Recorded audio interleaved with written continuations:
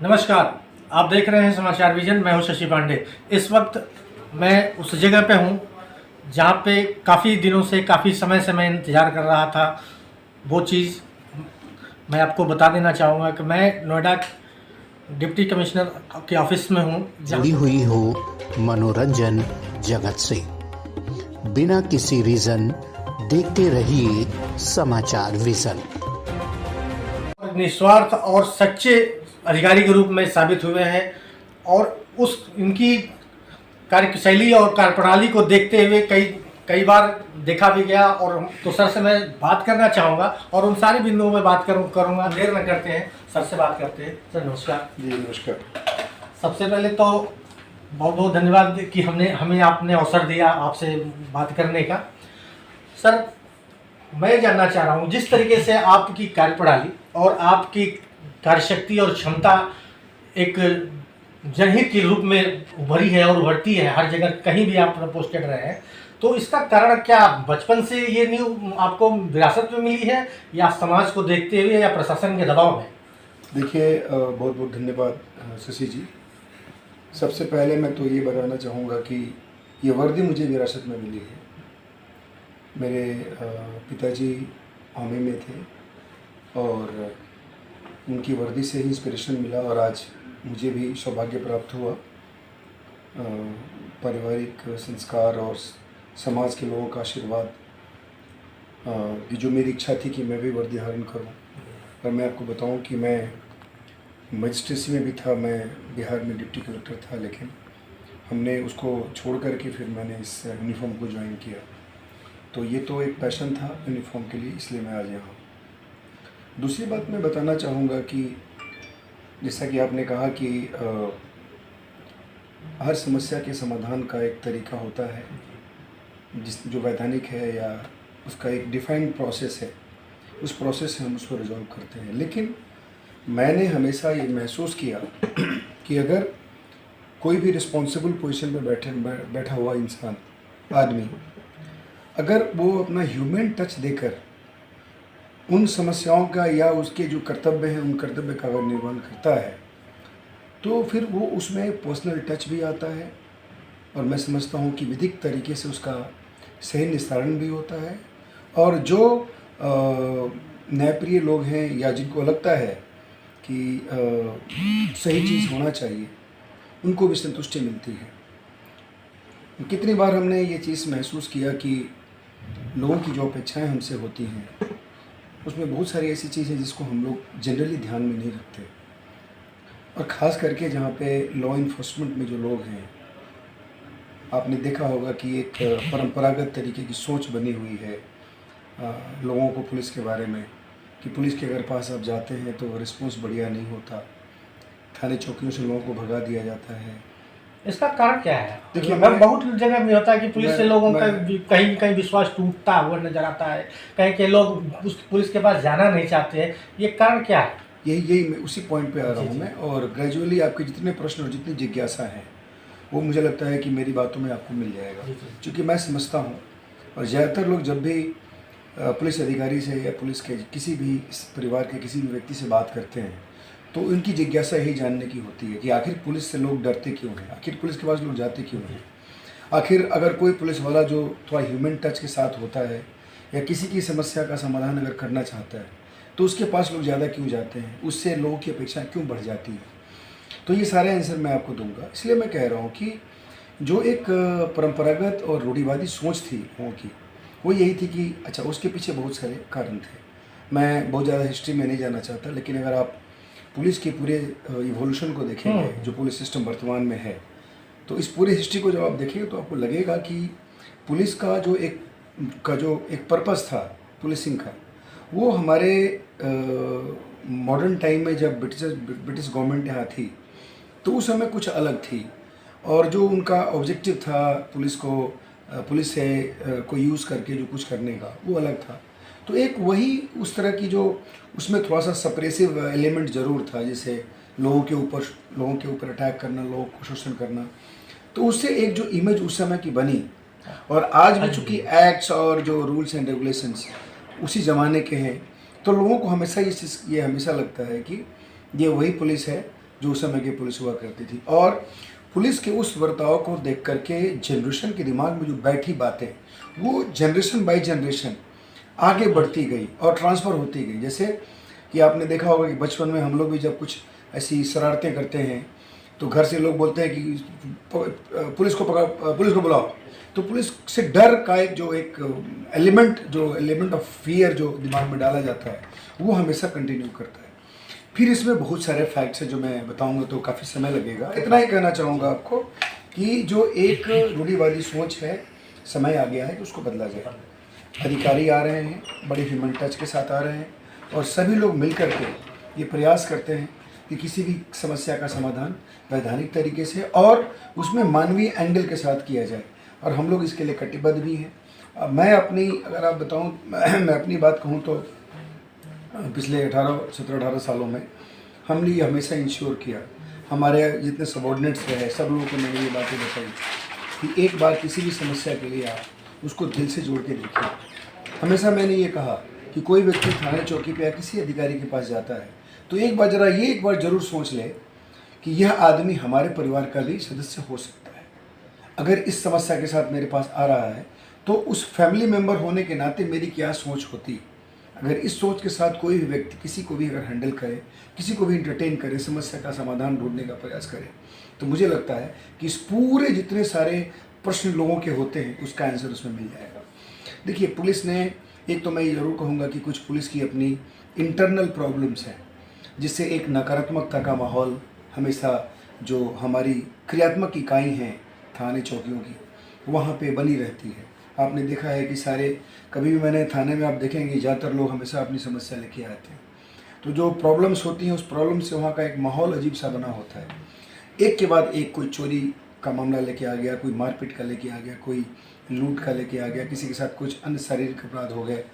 तो इस तरह की बातें आजकल आप देख रहे हैं कि टेक्नोलॉजी के यूज से जो प्रॉब्लम्स क्रिएट हो रही है समाज में, साइबर क्राइम वगैरह जो चल रहे हैं, उसको लेकर के आप देखेंगे सुबह से शाम तक। उसके बाद आपने देखा है कि धीरे धीरे जो हमारी पारिवारिक व्यवस्थाएं में जो प्रॉब्लम्स क्रिएट हो रही हैं, उसके चलते जो प्रॉब्लम्स क्रिएट होती है उसको लेकर के लोग आते हैं। तो हमेशा आप देखेंगे कि पुलिस के पास आने वाले सभी लोग कहीं ना कहीं से परेशानी होते हैं, कोई ना कोई समस्या ही साथ में लेकर। तो वहाँ की एक नकारात्मकता का माहौल बना है। परेशानी की बात आपने की ना सर, परेशानी तो पब्लिक परेशान होगी तभी पुलिस के पास। एग्जैक्टली, इसलिए तो मैं कह रहा हूँ। और मैं हर वक्त पब्लिक चाहती है कि हमारा संबंध पुलिस से ना पड़े, पाला पड़े। जी जी। और हर लोग चाहते हैं, लेकिन पाला भी पड़े तो एक मैत्रीवत संबंध के तो, लेकिन उन्हें डर रहता है। लेकिन आज भी कहीं भी लोकल जगह थानों में या कहीं लोग अपनी छोटी शिकायतें लेके जाते हैं तो वहाँ पे उनको इस तरीके से कह करके किनारा लग कर दिया जाता है कि नहीं ये संभव नहीं हो पाएगा ऐसा।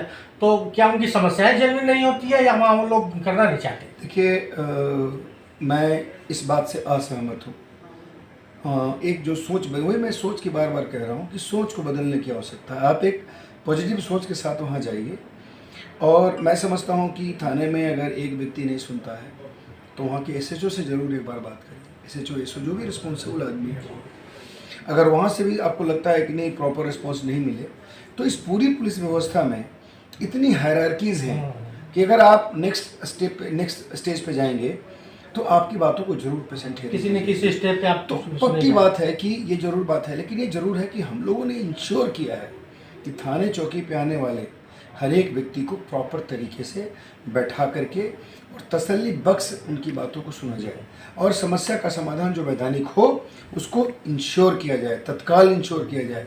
और इसके लिए हमने 12 बजे से मैंने कहा कि आज भी जब भी मैं सबॉर्डिनेट्स के साथ बैठ के मीटिंग करता हूँ तो सबसे पहले मैंने इस जनरल एस्पेक्ट से ज़रूर बात करता हूँ कि आपके यहाँ FIR रजिस्ट्रेशन में दिक्कत हो रही है, लोगों को आप सही तरीके से सुनते नहीं हैं, लोगों को बैठने के लिए जगह नहीं देते, उनकी समस्याओं के लिए आपका जो रिस्पॉन्स होता है वो ठीक नहीं होता। तो धीरे धीरे ये चीज़ें एकदम बदल रही हैं, सबॉर्डिनेट्स काफ़ी चेंज हो गए हैं। और ख़ास करके इस ज़माने में जहाँ हर एक आदमी एक छोटा सा कैमरा लेकर के घूम रहा होता है, हर एक आदमी के पास मोबाइल है, एक छोटी छोटी बात में जहाँ भी कोई घटना घटती है, पुलिस ने अगर कोई गलत तरीके से कोई शब्द का प्रयोग कर लिया, वो भी पूरे दिन के लिए वायरल होता है।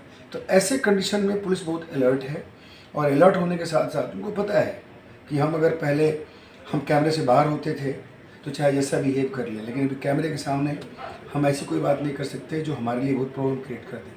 तो ये सब चीज़ें धीरे धीरे आ गई हैं, लोगों की बात सुनी भी जा रही है, समस्याओं का समाधान भी कराया जा रहा है।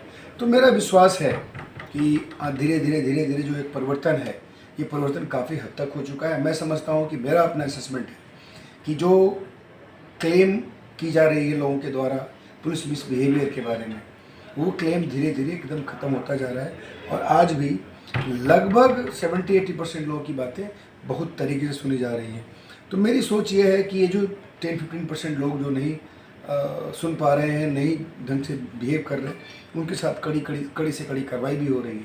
आपने देखा कि हाल के दिनों में तमाम पुलिस विभाग के लोगों के खिलाफ बहुत ही कठोर दंडात्मक कार्रवाई की गई। तो ये सब चीज़ें सुधार के तरफ है। और एक चीज़ मैं ज़रूर आपके माध्यम से लोगों को बताना चाहूँगा कि हर जनपद में 10 से 15% अगर ख़राब है तो आपको बिलीव करना चाहिए 80 to 85% लोगों के वर्किंग पे।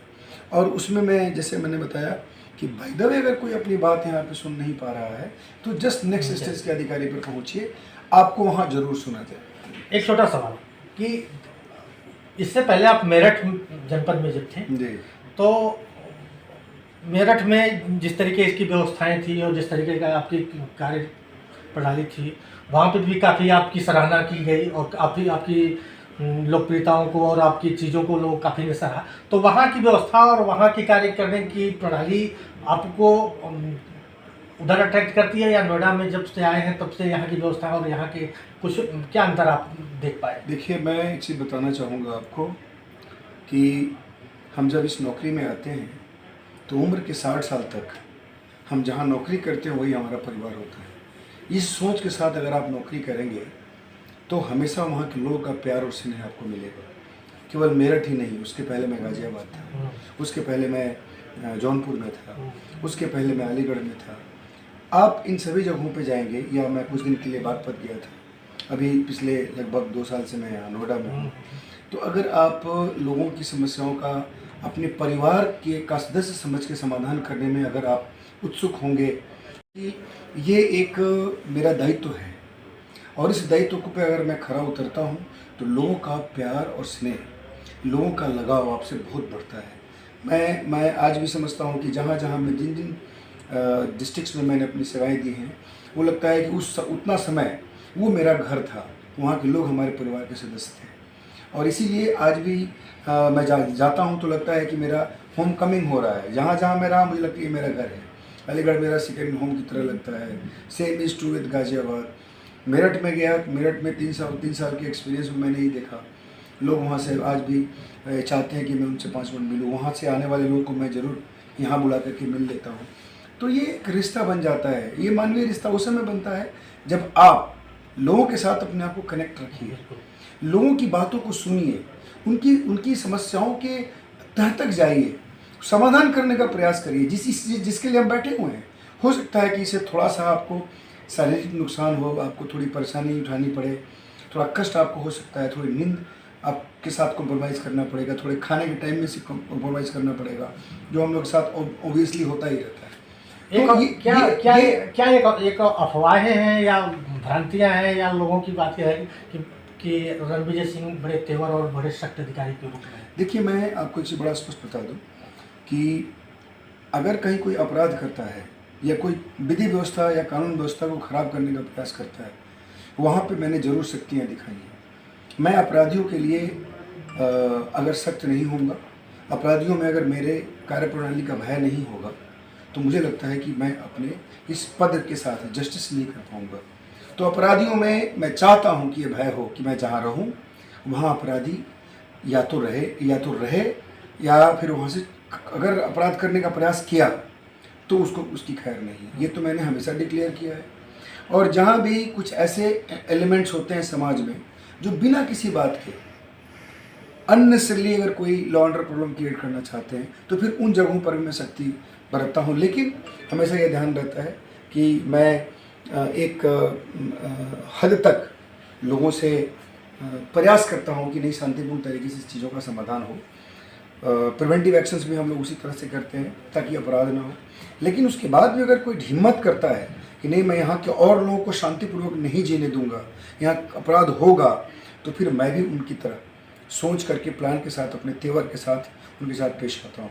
तो केवल इतना अंतर है, अदरवाइज़ आप मुझे लगता है कि अगर 100 लोगों से बात करेंगे तो 95% लोग आपको यही कहेंगे कि नहीं, अगर कोई समस्या है, जेन्युइन समस्या है, तो मुझे लगता है कि ये इनका दरवाज़ा 24/7/365 खुला होता है। तो ये रणविजय सिंह जी ने स्पष्ट किया, ये भ्रांतियां थी लोगों के मन में, बातें थी, हमने भी सुनी थी कि सख्त और तेवर वाले अधिकारी हैं, लेकिन इन्होंने अपने मुंह से अपनी बातें जनता तक पहुंचाई और हमसे बात करके इन्होंने बताया कि मेरा उन अपराधियों के लिए सख्त तेवर है और सख्त तेवर के लिए मैं जाना जाता हूं और ये सख्त तेवर होना चाहिए। लेकिन आम जनता हमारी मित्र है और हम आम जनता के बीच में रहते हैं, आम जनता हमारे लिए सब कुछ है। लेकिन जो अपराध है, अपराधी की जगत में अपराध की श्रेणी में आता है किसी भी तरीके की चीज़ें, तो उसके लिए मैं रणविजय सिंह अब सब कुछ भूल जाते हैं, ये सब इन्होंने भी कहा।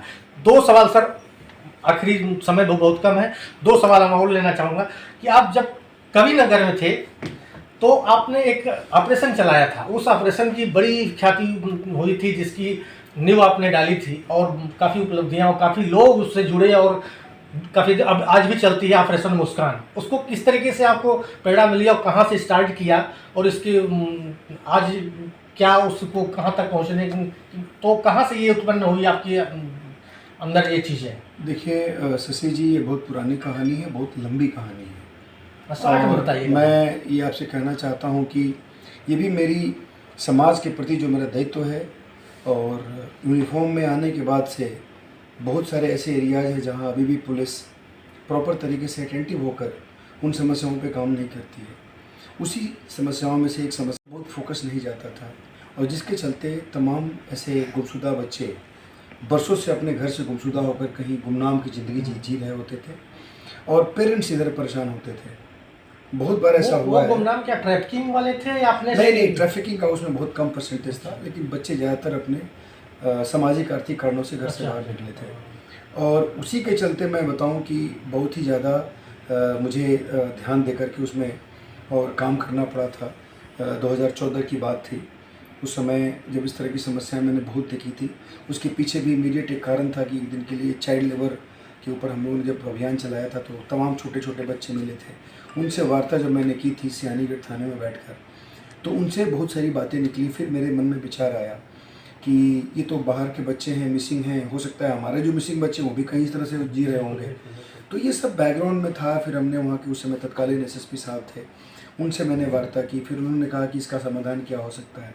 तो मैंने एक पूरा ब्लूप्रिंट तैयार किया और इस ऑपरेशन का नाम मैंने एक कंप्यूटर कक्ष में बैठकर मेरे दिमाग में आया, ऑपरेशन स्माइल। मैंने उसी समय सोचा नाम भी बहुत और सोच करके मेरे मन में यही था कि अगर वो बच्चा जो गुमनाम की ज़िंदगी जी रहा है, दुख से रोज़ रोता होगा, वो अगर कहीं मिल जाए तो वो उसके चेहरे पे हंसी आ जाएगी, माँ बाप से मिलेगा, माँ बाप के चेहरे पे हंसी आएगी। तो इन सभी चीज़ों के बैकग्राउंड में हमने वो ऑपरेशन शुरुआत की। लगभग 10 दिन 11 दिन की प्लानिंग के बाद हमने उस ऑपरेशन को मूर्त रूप दिया। हमने तमाम वहाँ के जो संवेदनशील पुलिस अधिकारी थे उन लोगों को अपने टीम में लिया और पूरे देश में हम लोगों ने अपने टीम्स भेजे और तमाम बच्चे उस समय रिकवर हुए। उसको देख करके हम लोगों ने गवर्नमेंट ऑफ इंडिया से रिक्वेस्ट किया। हम लोग गए, उस समय माननीय राजनाथ सिंह जी उस समय होम मिनिस्टर थे, वहाँ पे जो अधिकारीगण थे उनको हम लोगों ने शेयर किया और शेयर करने के बाद वो लोग एग्री हुए। पूरे इंडिया के सारे एंटी ट्रैफिकिंग यूनिट्स के नोडल अधिकारियों की मीटिंग कराई गई। मैंने सब लोगों को उसमें एड्रेस करके बताया प्रोसेस। हमारे SSP साहब भी साथ में थे। प्रोसेस बताने के बाद सब लोगों ने अपने अपने स्टेट्स में काम किया। फिर उसके बाद जब इसकी सफलता देखी गई, लगभग 4-5 हज़ार बच्चे अपने घर वापस हुए। तो 2015 के जनवरी महीने में स्पेशल ड्राइव चलाया गया ऑपरेशन स्माइल का। उस ऑपरेशन स्माइल में काफ़ी बच्चे वापस आए। फिर जुलाई में एक ड्राइव चला, उसके बाद उसमें प्रोत्साहित भी किया गया। तो तमाम चीज़ें की गई और बड़ी सफलता। बड़ी लंबी कहानी है, फिर कभी आपके साथ बैठेंगे तो वो करेंगे। Thank you. Deputy police commissioner Ranvijay Singh से